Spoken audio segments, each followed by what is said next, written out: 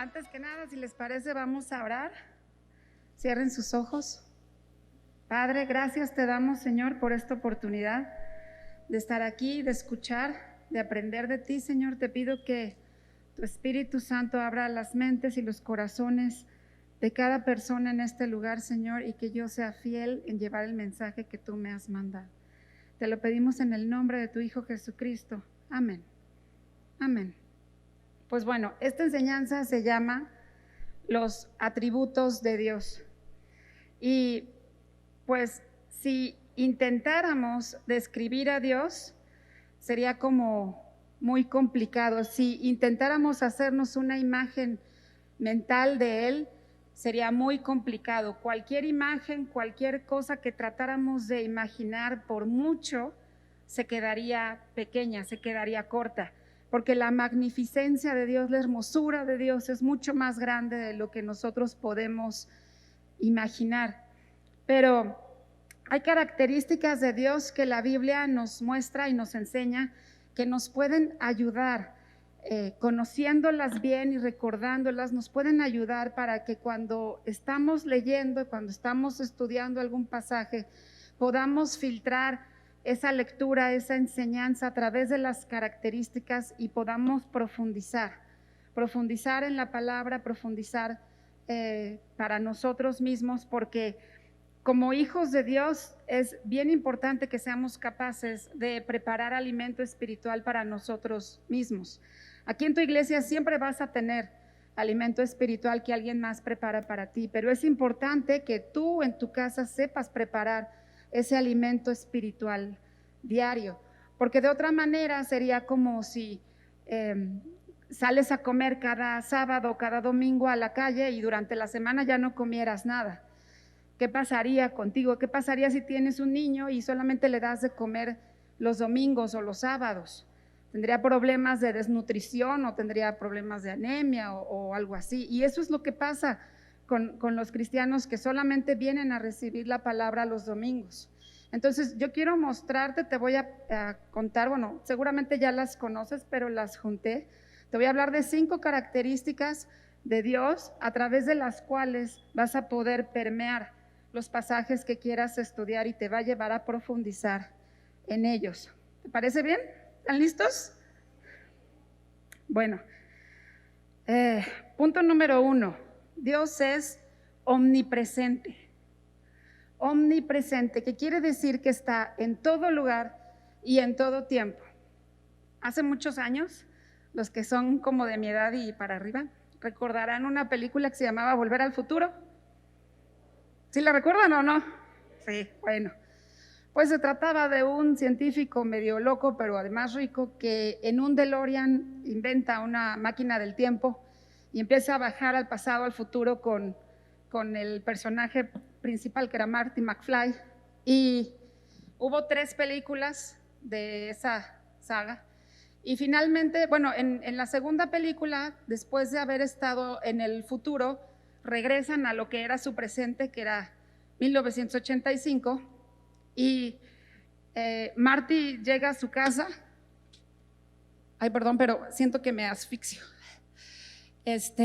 Marty regresa a su casa y se da cuenta que otra familia vive ahí, y entonces lo sacan y entonces empieza a ver el vecindario y está todo cambiado, está todo diferente, y empieza a caminar por la ciudad y llega finalmente a un edificio muy alto y ahí se da cuenta que su mamá se había casado con el hombre que odiaban y que su papá había muerto. Entonces, después de varias cosas que se da cuenta, regresa donde está el doc y le dice: esto es una pesadilla, no sé qué pasó, mi casa ya no es mi casa, mi mamá está casada con este fulano, no sé qué fue lo que pasó. Y entonces el doc le dice: mira, si el tiempo fuera una línea, hay en algún momento del pasado algo sucedió que se creó una tangente y creó un 1985 alterno, ¿no? Alterno para ti, alterno para mí, pero realidad para todos los demás. Así te voy a explicar la omnipresencia de Dios. Si el tiempo fuera una línea, hay un principio narrado en Génesis 1:1. En el principio Dios creó, ¿verdad? Y hay un final del mundo tal y como lo conocemos ahora, que está descrito en el libro de Apocalipsis, ya está escrito lo que va a suceder en ese final. Y hay un solo hecho que dividió esa línea del tiempo, que es el nacimiento, vida, ministerio, crucifixión, muerte y resurrección del Señor Jesús. Solamente un hecho divide esa línea. Tú y yo vivimos en algún punto de esa línea entre la cruz y el fin de los tiempos, el fin del mundo tal y como lo conocemos. No sabemos si estamos más cerca de la cruz o estamos más lejos, pero vivimos en algún punto en esa línea. Entonces, aunque el tiempo es un concepto que Dios creó, a Él no lo limita. Si el tiempo fuera una línea, Dios está por encima de esa línea.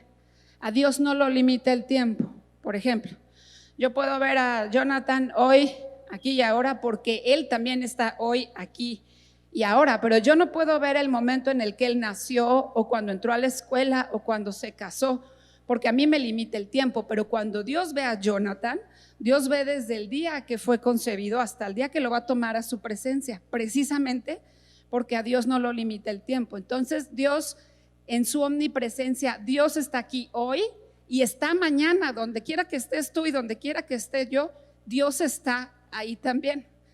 ¿Me estoy explicando? Ok. Punto número 2. Dios es omnipotente, que quiere decir que todo lo sabe. No es cierto, que quiere decir que todo lo puede. Dios es omnipotente, que quiere decir que es todopoderoso.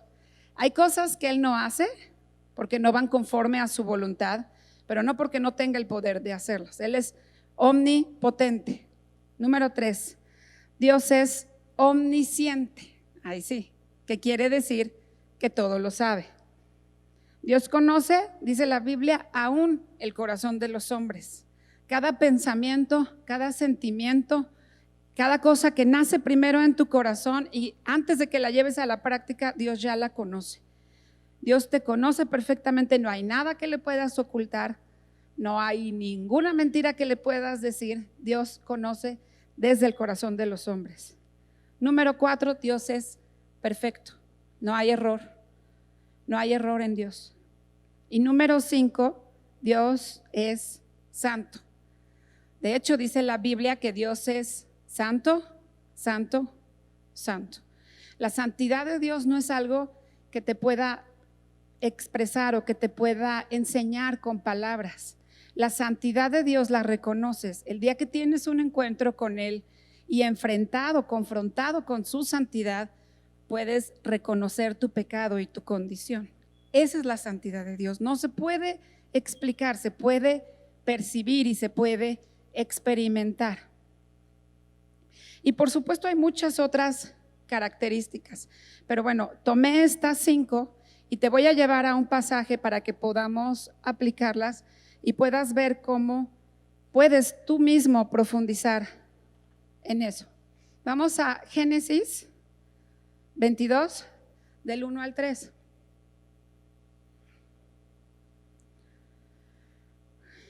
Te leo. Aconteció después de estas cosas que probó Dios a Abraham y le dijo: Abraham, y él respondió: heme aquí. Y dijo: toma ahora tu hijo, tu único hijo, Isaac, a quien amas, y vete a tierra de Moriah y ofrécelo allí en holocausto sobre uno de los montes que yo te diré. Y Abraham se levantó muy de mañana y enalbardó su asno y tomó consigo 2 siervos suyos y a Isaac su hijo, y cortó leña para el holocausto y se levantó y fue al lugar que Dios le dijo. Te voy a poner en contexto, en el lugar, en el momento. Dios le habla a Abraham y le pide que le dé en sacrificio a su hijo Isaac. Habían pasado 25 años desde el momento que Dios le prometió a Abraham que iba a ser padre hasta el momento que Isaac nació. Y para este tiempo de Génesis 22 se cree que habían pasado otros 22 o 23 años. Es decir, Isaac no era un bebé y tampoco era un niño pequeño. Se cree que Isaac tendría unos 22 o 23 años. Así que Abraham obedece y sale con el muchacho, 2 siervos, la leña, el fuego, camino de 3 días para llegar al lugar donde sacrificaría a Isaac. Esta es una historia bien difícil de compartir. Parecería que no hay manera de suavizar este pasaje. Y si lo vemos solamente por encima, así es un pasaje duro.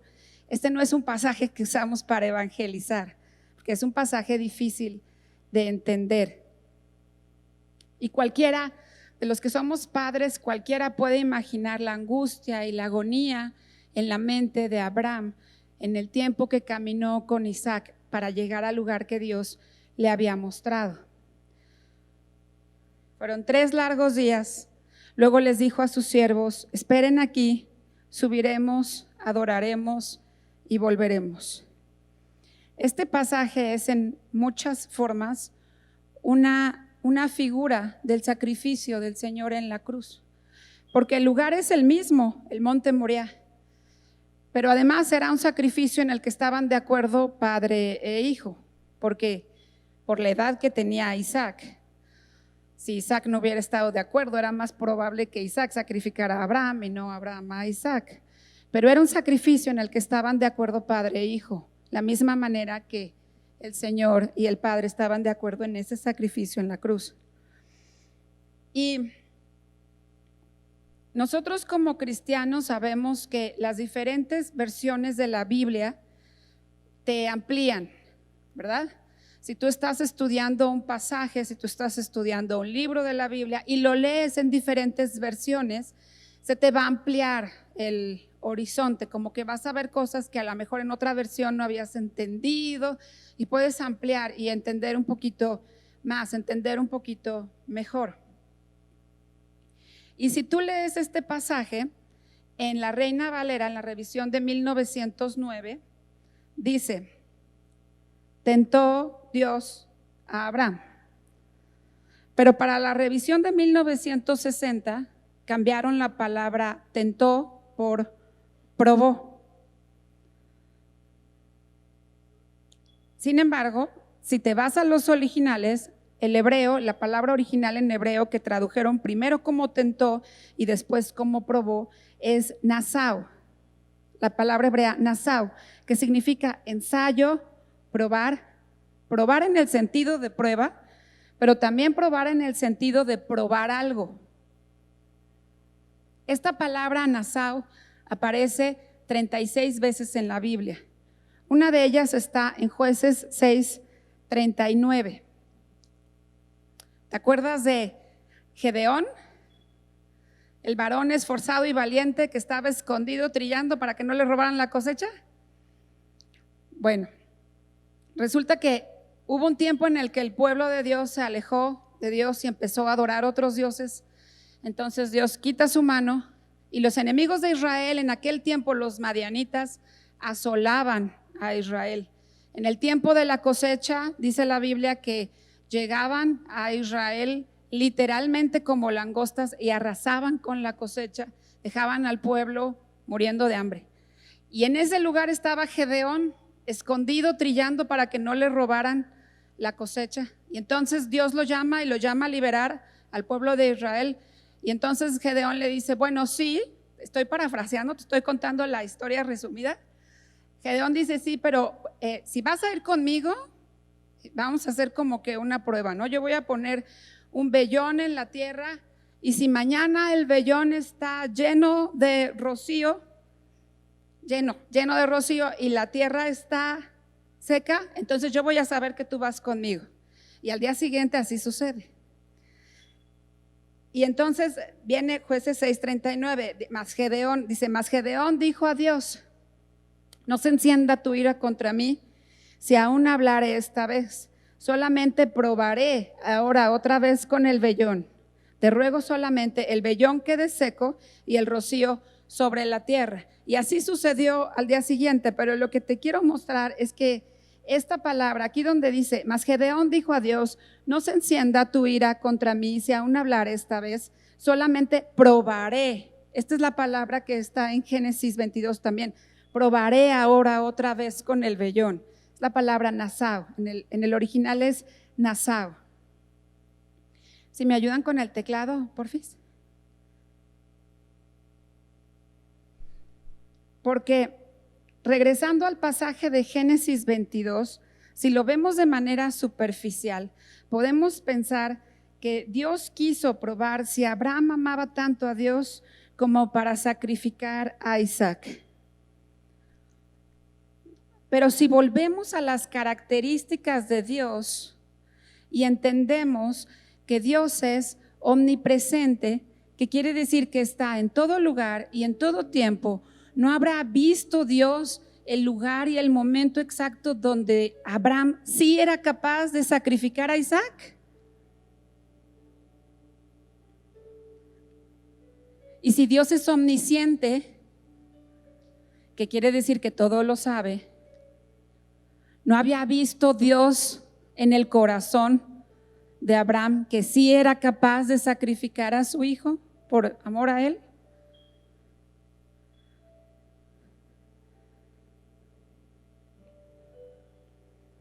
Porque además la Biblia dice que Abraham tenía tanta fe que aun si no venía una contraorden y él tenía que sacrificar a Isaac, él creía que Dios tenía el poder aún para resucitarlo. ¿Y eso no lo sabría Dios?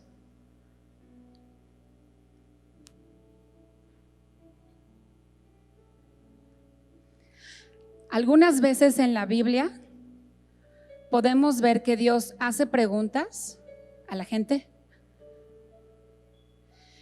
no porque Dios no sepa la respuesta, sino para que la gente se dé cuenta de algo. Como en Edén, dice la Biblia que Dios se paseaba por el huerto y lo llamó, y llamó a Adán, le dijo: ¿dónde estás, Adán? No porque Dios no supiera dónde estaba Adán, no era así como que Adán, Adán, ¿dónde estás, Adán?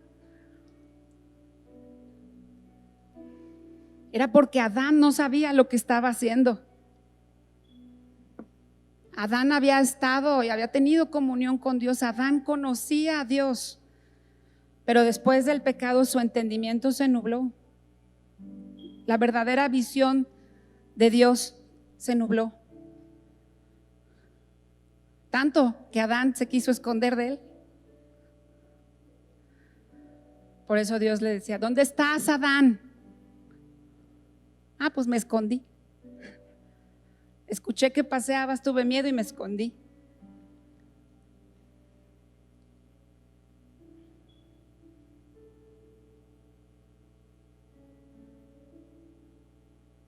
Hoy en día sigue pasando. Dios te puede estar hablando también. ¿Dónde estás? ¿Dónde estás? ¿Dónde estás? O como le dijo a Elías: ¿qué haces aquí? Pero es para que te des cuenta en dónde estás.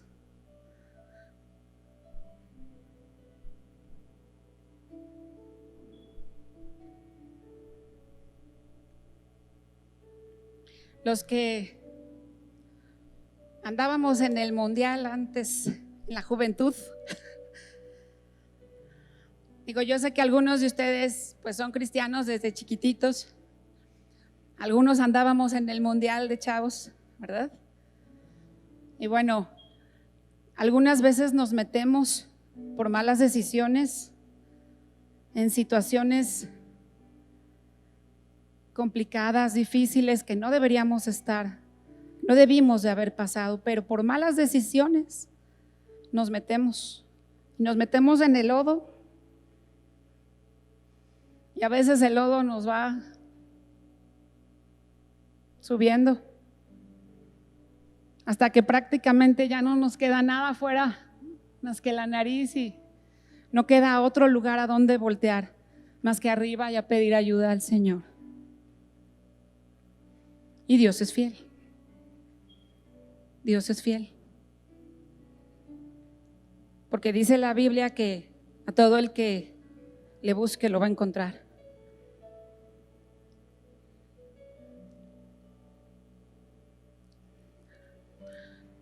Pero si volvemos al pasaje de Génesis, Si Dios en su omnisciencia ya sabía lo que había en el corazón de Abraham y sabía que sí era capaz de sacrificar a su hijo por amor a él, y si en su omnipresencia también podía estar en el mismo lugar en el que Abraham lo hiciera, ¿no sería que Dios quería probarle algo a Abraham? Porque tal vez el sentido de la frase no era: te voy a probar a ver si eres capaz de sacrificar a tu hijo por mí. Tal vez el sentido de la frase era: te voy a probar que eres capaz de sacrificar a tu hijo por amor a mí. Mi hermano, Dios está permitiendo pruebas en tu vida, no porque te desaprueba, sino porque te quiere probar quién eres y lo que eres capaz de hacer por Él. No te desaprueba. Dios te quiere probar lo que eres capaz de hacer por Él. Esta palabra es para ti, Delia, y para Miguel, se lo dije hace rato. Porque tú solo no lo vas a encontrar, tú solo no te vas a dar cuenta. Donde quiera que estés, tú solo no lo vas a encontrar. Dios te va a probar lo que eres capaz de hacer por amor a Él.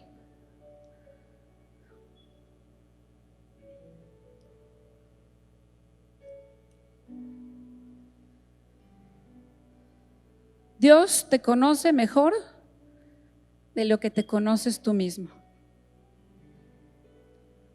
Y por eso permitirá circunstancias que te lleven a encontrar y a conocer ese potencial que hay en ti.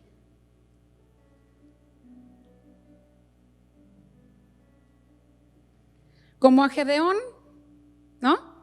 Dios lo llama y le dice: varón esforzado y valiente. Y Gedeón estaba escondido trillando. ¿Quién yo? Pero Dios veía el potencial que Gedeón mismo no sabía que tenía.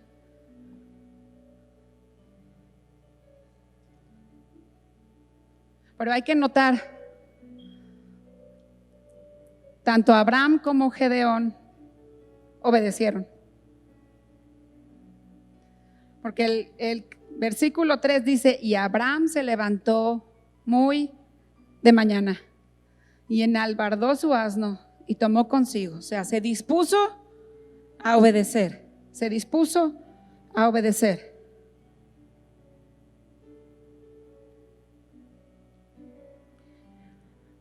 Porque el plan de Dios para sus hijos es llevarnos de gloria en gloria. Una vez que tú llegas al Señor, una vez que tú recibes a Jesús en tu corazón, Dios va a tomar un área de tu vida, va a poner su mano sobre ella, te va a llenar del Espíritu Santo y te va a llevar a que superes esa circunstancia. La pastora Claudia siempre decía: ¿quieres saber si has crecido espiritualmente? Muy sencillo. ¿Estás batallando con las mismas cosas que batallabas cuando llegaste al Señor? Que a lo mejor llegaste al Señor hace 5 o 10 años. ¿Estás batallando con las mismas cosas? Si estás batallando con lo mismo, no ha habido crecimiento espiritual. Y no lo ha habido no porque Dios no pueda llevarte de gloria en gloria, es porque en algo no has obedecido. ¿Qué haces aquí? ¿Dónde estás, Adán?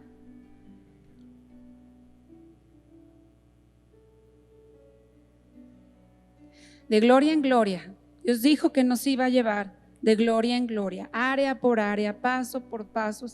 Es un proceso. Como los exámenes en línea. Ahora que los chavos están en la casa, yo veo a mi hijo de secundaria que le mandan exámenes y le mandan una parte, la resuelve, la envía y después le abren la segunda parte, la resuelve, la envía y le mandan la tercera parte y así. O sea, él no puede ir de la segunda a la primera, a la tercera. Hay que resolver, enviar y entonces se abre la siguiente. Así es la vida cristiana, así es la vida con el Señor.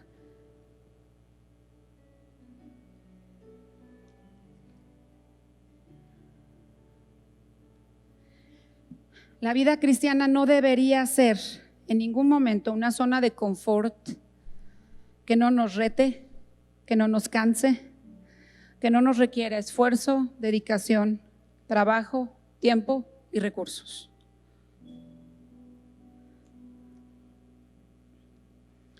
Y quiero leerte un comentario de John Wesley, un teólogo inglés, sobre este pasaje de Génesis 22.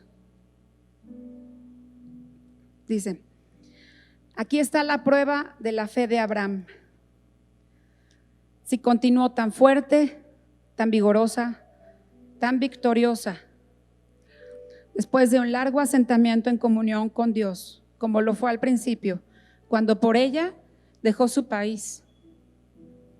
Entonces pareció que amaba a Dios más que a su padre, ahora que lo amaba más que a su hijo. Después de estas cosas, después de todas las otras pruebas que había tenido, de todas las dificultades por las que había pasado, ahora quizás estaba empezando a pensar que las tormentas habían terminado, pero después de todo llega este encuentro que es más extraño que cualquier otro. Dios probó a Abraham, no para traerlo al pecado como hace Satanás, sino para descubrir sus gracias, los rasgos buenos de Abraham. Cuán fuertes eran para que pudieran ser halladas para alabanza, honra y gloria del Señor. La prueba misma, Dios se le apareció como lo había hecho antes, lo llamó por el nombre Abraham, el nombre que le había sido dado en ratificación a la promesa. Abraham, como buen siervo, respondió prontamente: aquí estoy, ¿qué dice mi señor a su siervo? Probablemente esperaba una promesa renovada, como en Génesis 15:1, donde Dios le dice: no temas, Abraham, yo soy tu escudo y tu galardón será sobremanera grande.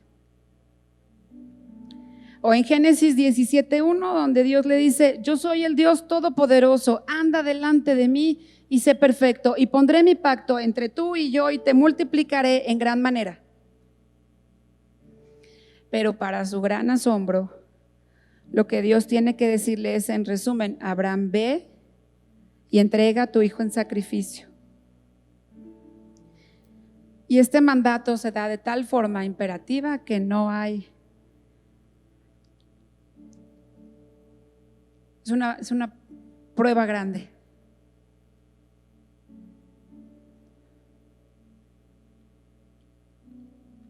Espero que tu actitud ante la prueba que estás pasando cambie hoy.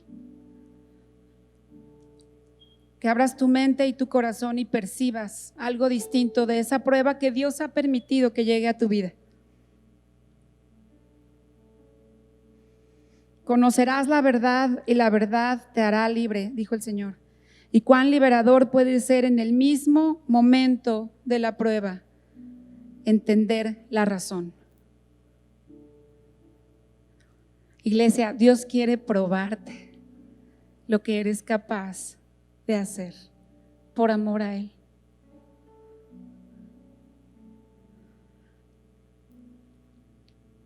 Dios quiere probarte lo que eres capaz de hacer por amor a Él. Cierra tus ojos, iglesia.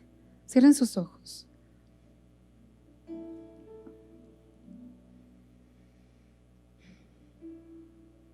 Y quiero hacer dos llamados. El primero: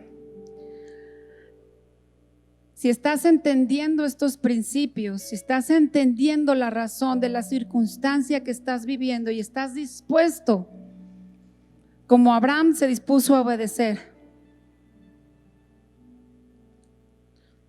estás dispuesto a seguir, estás dispuesto a que Dios te pruebe, estás dispuesto a descubrir de la mano de Dios el potencial que Él ya puso en ti, ponte de pie, quiero orar por ti.